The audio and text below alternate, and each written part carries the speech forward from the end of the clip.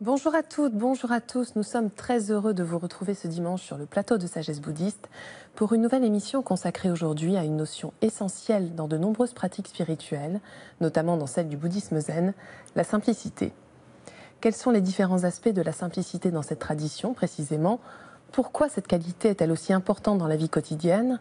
En quoi intervient-elle dans la relation maître-disciple?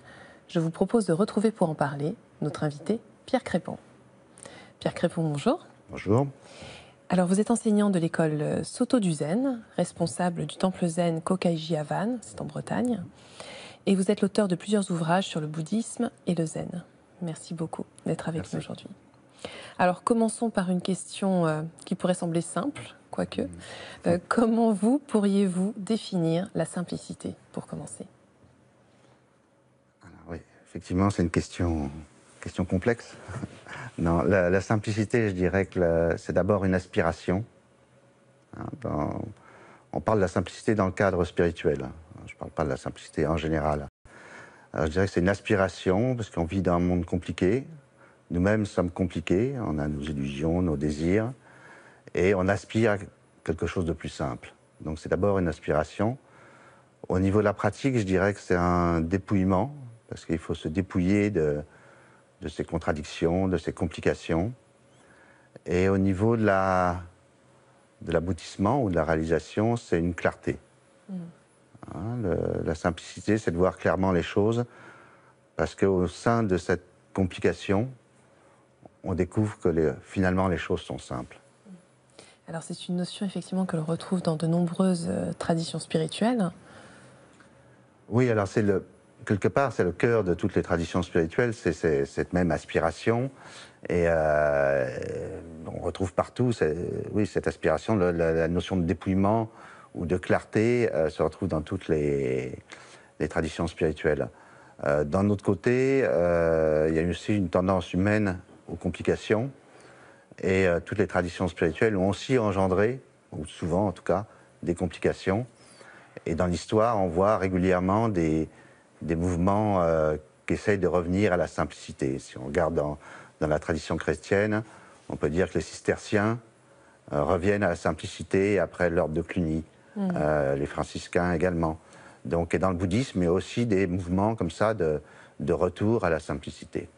Alors notamment dans le bouddhisme zen, voilà. C'est vraiment au cœur du bouddhisme zen. Oui, on peut dire que la spécificité du zen serait la simplicité. Comme vous dites, au cœur, parce qu'il y a aussi eu évidemment des développements différents. En Chine, sous le nom de Chan, le zen, enfin le Chan, donc, a été un peu une réaction contre un bouddhisme qui s'était développé de façon avec beaucoup de fioritures, je dirais. À l'époque, il y avait des grands monastères, il y avait des hiérarchies complexes, beaucoup d'études des sutras, des philosophies différentes. Enfin, tout ça était un peu compliqué. Et le zen a essayé de revenir, le Chan donc, a essayé de revenir d'une part à la pratique de méditation simple, et d'autre part à l'expérience directe, au contact direct avec la nature, avec l'expérience de l'éveil. On dit souvent que c'est à tort que le zen rejette les sutras, c'est pas du tout le cas, mais il essaye de percevoir directement ce qu'est l'essence, la signification des sutras, plutôt de se perdre dans des commentaires trop abscons. Donc historiquement, le zen a été une recherche de revenir aux fondamentaux, de revenir à cette simplicité originelle. Et est-ce que l'on peut comparer cette aspiration à la simplicité à celle de l'éveil, à l'aspiration vers l'éveil?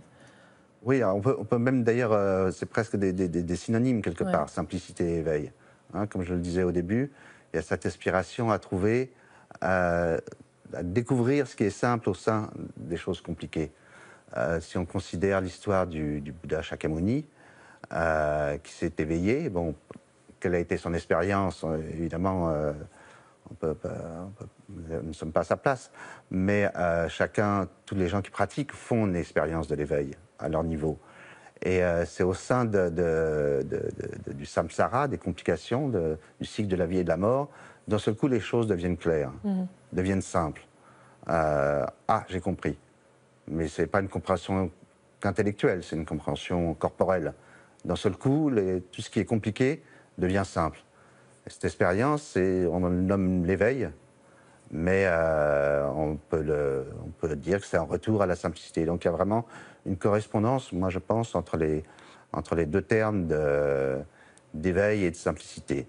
C'est pour ça que quand la religion part dans des choses très compliquées, elle peut s'éloigner de la simplicité de l'éveil.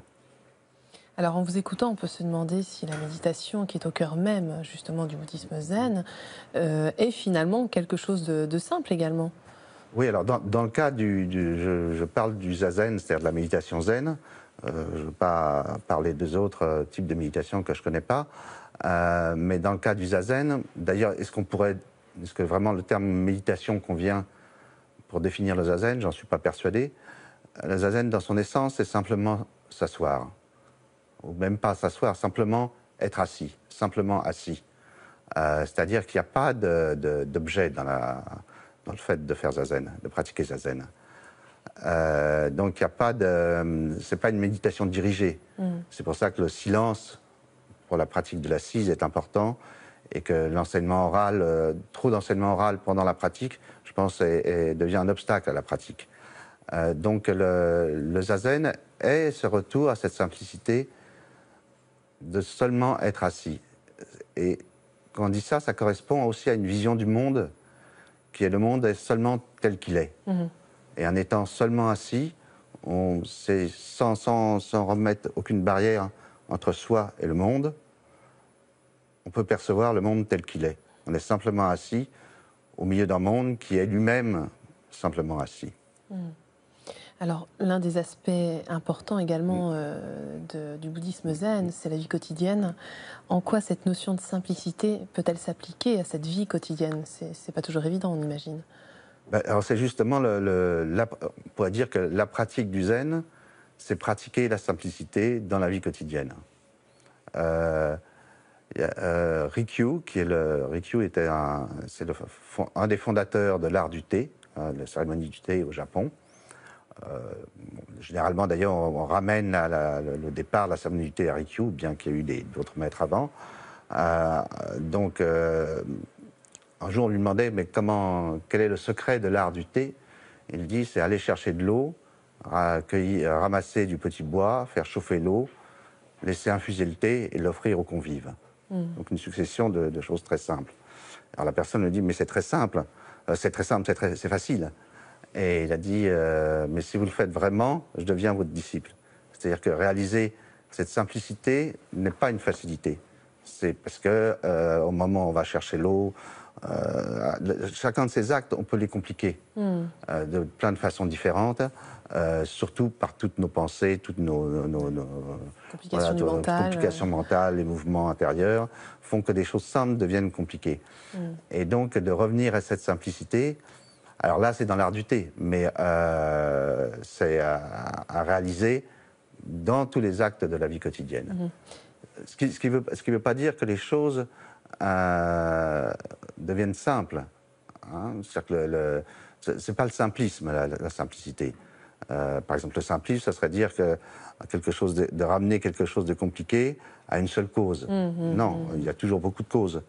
Mais c'est d'agir simplement au sein de ce monde compliqué. Alors vous évoquiez justement la question du disciple. On pourrait se demander également ce qu'il en est de cette simplicité dans la relation maître-disciple qui est aussi, mais vraiment essentielle dans le bouddhisme zen.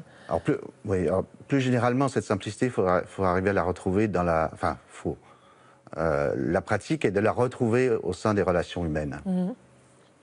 Alors c'est pas toujours facile parce que tout le monde n'est pas dans cette démarche, mais au sein d'un groupe de pratiquants, d'un sangha, on devrait en tout cas aspirer à des relations simples entre les personnes. et également dans la relation maître-disciple. Dans le zen, le maître n'est pas un surhomme ou une surfemme, n'est pas un gourou, et les relations entre le maître et le disciple doivent être simples. Le maître est le maître, le disciple est le disciple, naturellement, sans ostentation, je dirais. Et peut-être en Occident, on a tendance à surjouer.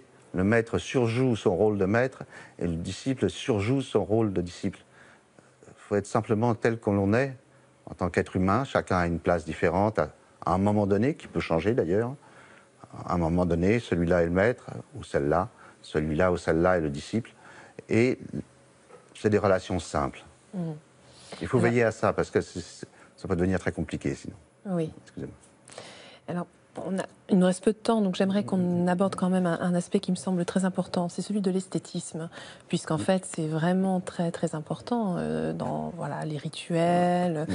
Comment envisager cette simplicité dans l'esthétisme du zen?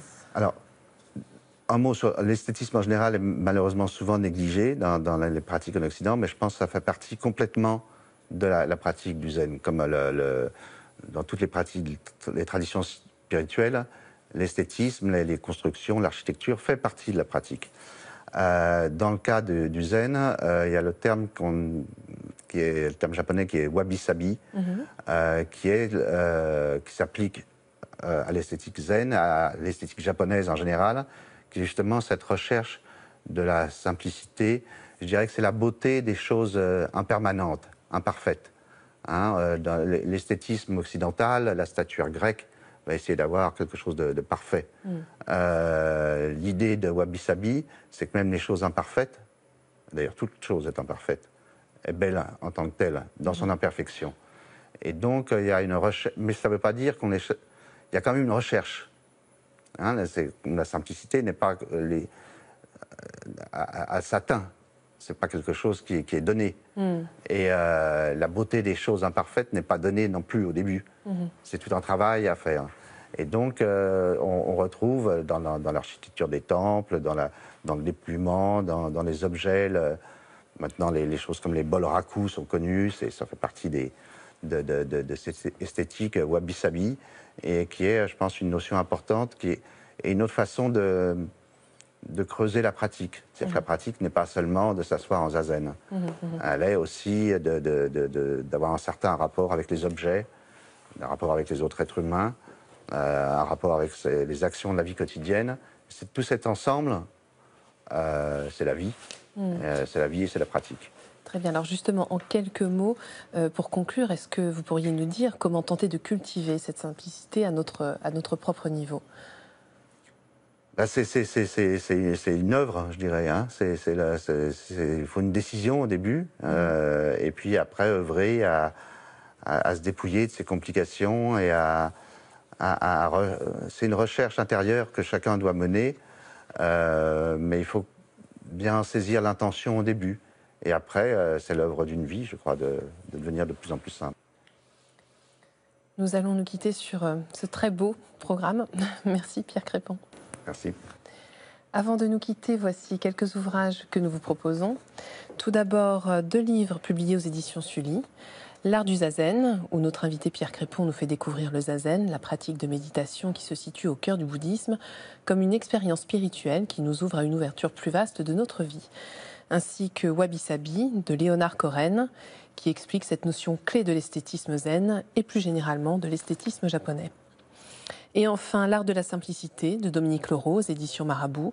Cet ouvrage nous donne des conseils pour nous simplifier la vie tout en l'enrichissant à travers le mode de vie zen directement issu de l'art de vivre japonais, afin de se sentir en harmonie avec soi-même et par conséquent avec les autres. C'est la fin de notre émission. Vous pouvez la revoir pendant toute une semaine sur le site internet de France 2 en consultant plus.fr. Merci à tous de votre fidélité. Je vous souhaite une très, très belle journée.